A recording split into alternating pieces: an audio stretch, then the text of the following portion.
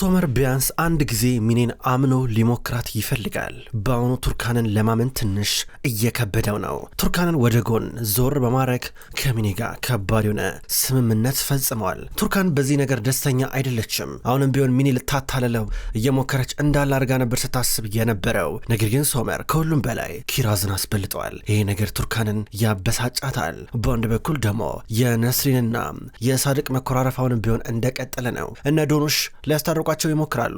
ዶኖሽን ብትሆን ከሴርዳር ጋር ተኮራርፋ ነበረ። አሁን እውነቱ ሲገባት እሱም ወደ እሷ ቀርቦ እየታረቃት እሷም እየታረቀችው ነው። ሶመር ማታ ወደ ቤት እየመጣ ነው። ወደ ቤት እየመጣ ቱርካን እላዩ ላይ ክፍሉ ተቆልፎባት ነበረ። ኪራዝንም ወስደውባታል። ቅድም ያረከው ነገር ትክክል አይደለም። በተለይ ኪራዝን ከኔ መንጠቀ እናትህ ሌላ ነገር እንድታስብ ነው የምታረጋት አለችው። ከዛ እሱ እንደዚህ በማድረግ ለራሴን የራሱ በጣም አዝናለሁ፣ ግን ቱርካን በጣም ደረቅ ሆነሻል። ምን ላድርግ ታዲያ? በንግግር በስነስርዓት ሁሉን ነገር እናርጎ ብዬ ሳሰብ ነበር። አንቺ ግን አትፈልጊም። ሁሉም ነገር ከአቅሜ በላይ ሲሆንብኝ ነው። የምሬን ነው፣ ግን ለመልካም ነው። ምክንያቱም እኔ ያላንቺ መኖር አልችልም። በጣም እንደማፈቅርሽ ታውቂያለሽ እያለ ቁልፉን አስቀመጠ። ቁልፉን እያስቀመጠ ዝም ብላ ታየዋለች። ቁልፉን ከተመለከተች በኋላ ገና ዞር ከማለቱ ልታመልጥ እየሞከረች ነው። በአንድ በኩል ሩቻል ኪራዝን አቅፋታለች። ኦዛር ተቀምጦ እያያን ነበረ። ከዛም በኋላ ቱርካን ለማምለጥ ስትሞክር ይዟት ሲጫጫሁና አንጠልጥሎ ወደ ክፍሏ ሲያስገባት ኧረ እነዚህ ልጆች ምን እየሆኑ ነው ደግሞ በአሁኑ ብሎ ኦዛር እየጠየቀ ነበር። ምንድን ነው ቅድም ጣልቃት ተግቢውን አስለኛል ነበረ ለአንተ ሲሆን ነው ማይሆነው በላልፈ ቁጭ በል ስትሉ ነበረ።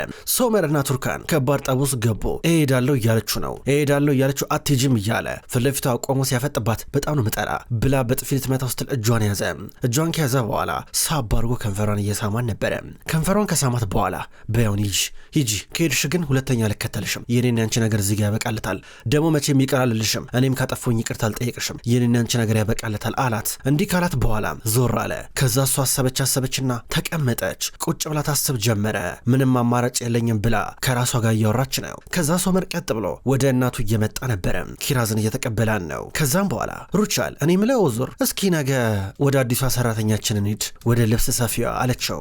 ሴቪሌን እያለች እንደሆነ ገብቶታል። ከዛ እሱ ሀሳቡን አልወደደውም። ምን ነው ቸኮልሽሳ ብሎ ጠየቃት።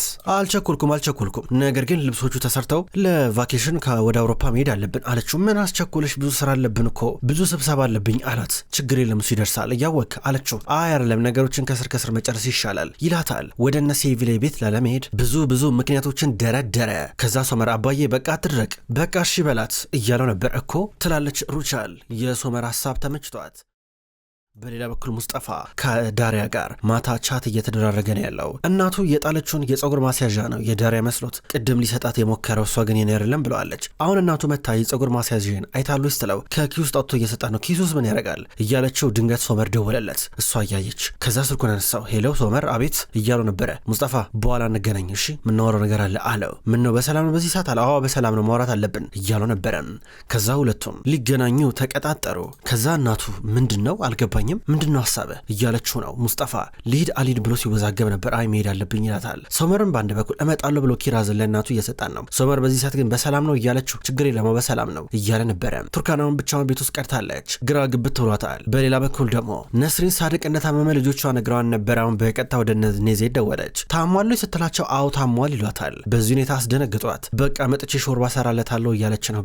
በጣም ተጨንቃ ከዛ ልጆቿን በል ወደ አይቫይክ እንሂድ ብላ እየነገረቻቸው ነው። አሁኑን እንቀሳቀስ እያለቻቸው። በሌላ በኩል ደግሞ ሳድቅ በተመሳሳይ መንገድ ነስሪን በጣም ታማለች ተብሎ ተነግሮት ወንድሙን ጠራው። ፋቴን ከጠራው በኋላ ቤቱን አደራ እኔ ወደ ኢዝሚር ሊድ ነስሪን ታማለች ብሎ አደራ ሰጥቶት እየሄደ ነበረ። ፋቴ ደስ አለው። ወደ ልጅነቱ ቤት እየተመለሰ ነበረ። በሌላ በኩል ሶመር እንዲሁም ሙስጠፋ ተገናኙ።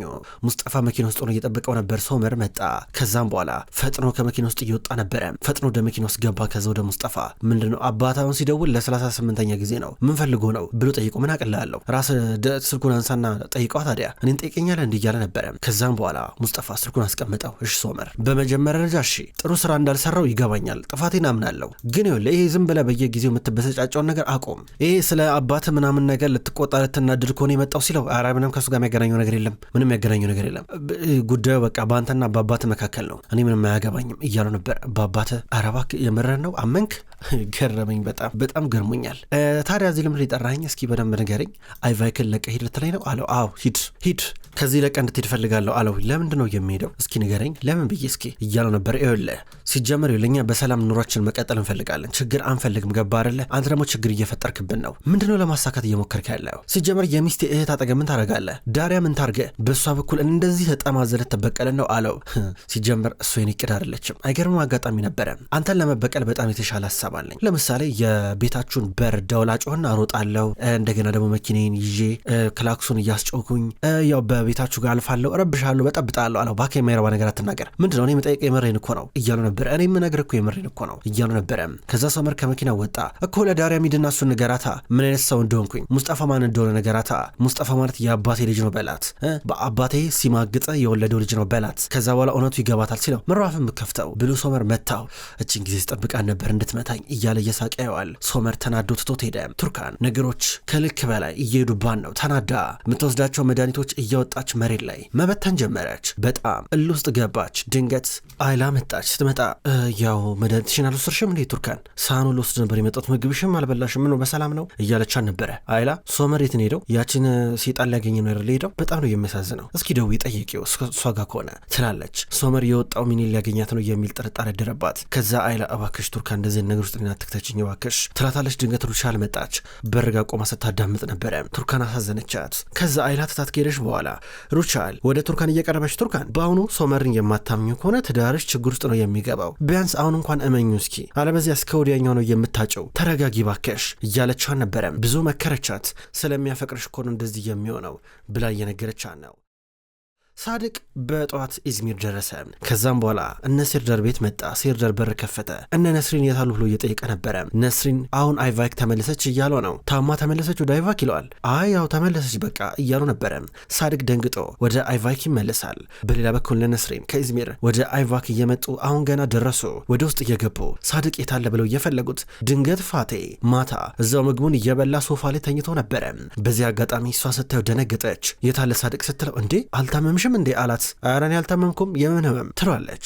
ሳድቅ ምንም እንዳልሆነ ነገራት። በዚህ አጋጣሚ ዶኖሽና ዳሪያ እየዋሹ እንደነበር ገባት። ዶኖሽ ትታት እየሄደች ነው። ሶመር ዛሬ ችሎት አለበት። ቱርካን በጣም ፈርታለች፣ ምክንያቱም ሚኒን መቼ ማታምናትም። ሶመር ግን አምኗታል። አሁን ችሎት ላይ የሚቀየር ነገር ይኖራል ብሎ ሊሄድ ነው። በሌላ በኩል ሩቻል ገና ካሁኑ ነው ኦዛርን እየተበቀለች ያለችው። ኦዛርን እንዲሁም የእሱን የድሮ ፍቅረኛ ሴቪ ላይ እየተጫወተችባቸው ነው። በጧት ቤቷ መጡ። እንደመጡ ዛሬ እንድትለኪን ነበር የመጣው እያለች ሩቻል ከኦዛር ጋር ገባች። ከዛ ቶሎ ትመጣላችሁ ብዬ አልጠበኩም ነበረ ትላለች ሴቪ ላይ። ከዛ ኮታቸውን እያወለቁ ወደ ውስጥ እየገቡ ነው። እንድትለካቸው እየጠበቁ ነበረ። ሶመር ወደ ችሎቱ ሊሄድ ነው። ኪራዝን በመጨረሻም ስሞ ቀጥታ መኪና ውስጥ እየገባ ይሄዳል። ቱርካን ፈጣሪው ደህና ነገር አሰማኝ ባሌን እርዳው እያለች እየጸለየች ነበረ። ከዛም በኋላ አሁን ሩቻል እንዲሁም ኦዛር ተፋጠዋል። ሴቪ ላይ ሩቻልን እየለካቻት ነበረ። እየለካቻት ዝቅ ብላ በአንድ በኩል ኦዛር በጥንቃቄ እያየ ነበረ።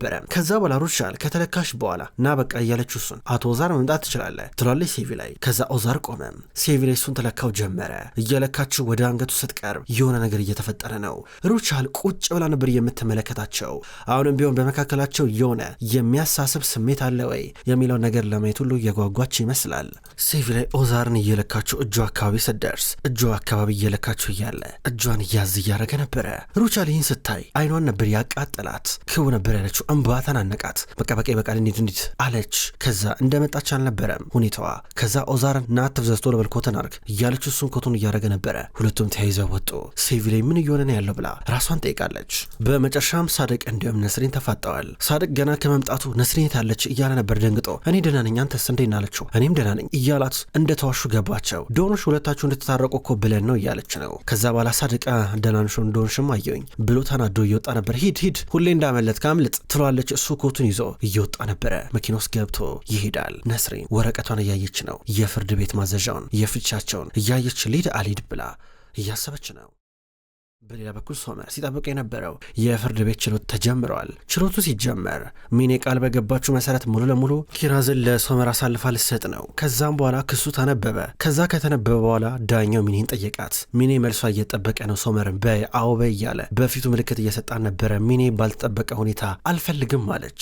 ሚኔ ሶመርን አበሳጨችው፣ አጨሰችው። ከተቀመጠበት ተነስቶ እየጮኸ ነበረ። ውሸቷን ነው እያለ እሷ ደግሞ ክቡር ዳኛ እንዴት ነው በዚህ ሰዓት ልጄን የምተዋት? እንዴት ነው በልጄ ተስፋ ምቆርጠው? ስትል ነበረ። ሶመር ይቃወማል። ዳኛው ወሰነ ለሚኔ ሰጣት እያለ ነበረ።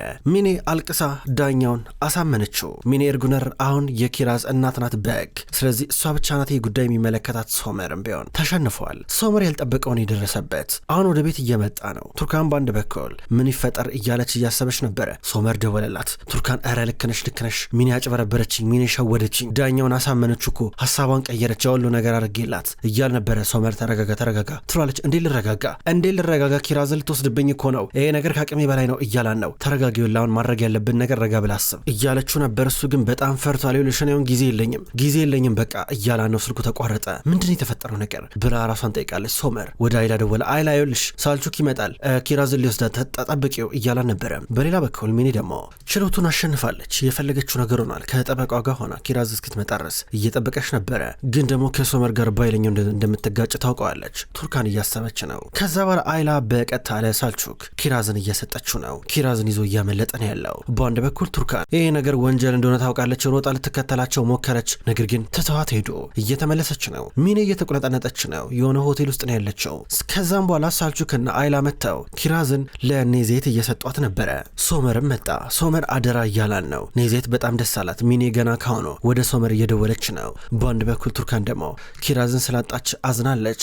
ከዛ ወደ ኔዜት ደውላ ሁኔታውን ጠየቀቻት። ሚኔ ፖሊስ አስከትላ ወደ ቤታቸው መጣች። ፖሊስ ይዛ የመጣችው ቤቱን ልታስፈትሽ ነው። ኪራዝን አምጦ ብላ ሶመር ከእናቱ ጋር እየተጣላ ነው። እናቱ ይሄ ወንጀል ነው ትለዋለች። ሶመር ደግሞ በኪራዝ ተስፋ አልቆርጥም እያለ ነው። በአንድ በኩል ሰው ለሚኔ ስግብግብ ናት። ገንዘብ ነው የምትፈልገው፣ እኔ በሁሉም ነገር አስማማታለሁ፣ የፈለገችውን ነገር ሰጥቼ ኪራዝን አንተ ትወስዳለህ እያለችው ነበረ። በዚህ አጋጣሚ ሶመር እንደፈለግሽ አርጊ፣ ነገር ግን ኪራዝን ፈልጋለሁ እያለ ከእናቱ ጋር እየጨቃጨቀ ነው። ፖሊሶች ቤቱን ከፈተሹ በኋላ ኪራዝን ሲያጡ ከዛ ቀስ ብላ ሚኔ ወደ ቱርካን ቀረብ ብላ ቱርካን እውነቱን ተናገሪ ስትላን ነበረ። ቱርካን የት እንዳሉ አላውቅም አለች። ጨንቋታል፣ ግን ጭንቀቷ አይኗ ላይ ያስታውቃል። ይኸውልሽ ሶመር ከባድ ወንጀል እየፈጸመ ነው፣ ከባድ ወንጀል በኋላ ከባድ ዋጋ ይከፍላል እያለ ጠበቃውም ይጠይቃል። አሁንም ቢሆን ቱርካን መፍራቷን አላቆመችም። ሚኔና ጠበቃዋ ከፖሊሶቹ ጋር አብረው እየወጡ ናቸው። አሁን ሶመር ግራ ገብቶታል። ኪራዝን የት እንደሚደብቃት ግን አያውቅም። በአንድ በኩል ሚኔ ይሄ ነገር ሶመርን በጣም ዋጋ እንደሚያስከፍለው ታውቃለች። ሶመር እንደዚህ ንጣጦስ ባትገባ ደስ ነበር፣ ምንም ልረዳ አልችልም እያለች ነበረ። ከዛም በኋላ ፈጥና ነበር ቱርካን ወደ ኔዜት የመጣቸው። ወደ ኔዜት ከመጣሽ በኋላ ወዲያው ኪራዝን ወሰደቻት አቅፋት። ሶመር ብዙም ሳይቆይ ወደ ኔዜት መጣ።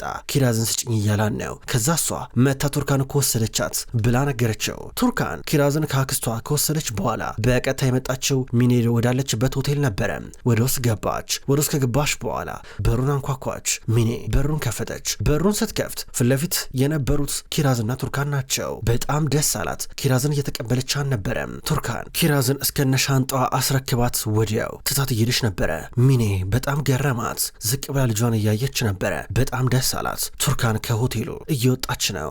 ክብሯን ተመልካቾች እንኳን ወደ ቅመም ስቶሪ የዩቲዩብ ቻናል በሰላም መጣችሁ። ክብሯን ተመልካቾች የወፍ ጎጆ ድራማ ከተጀመረ ብዙ ክፍሎች ተቆጠሩ። ውድ ተመልካቾች የወፍ ጎጆ ድራማ አሁንም ቢሆን ይቀጥላል። ሁልጊዜም ቢሆን ዘውትር እየመጣችሁ የምትከታተሉ በላይካችሁ በኮሜንታችሁ የምታግዙኝ የዘውትር ተመልካቾች በጣም አድርጌ ለማመስገን እወዳለሁ። ውድ ተመልካቾች በቀጣይ በአዳዲስ ክፍሎች ድጋሚ የምንገናኝ ይሆናል። እስከዛው ድረስ ግን በያላችሁበት መልካም ቆይታ ይሁን።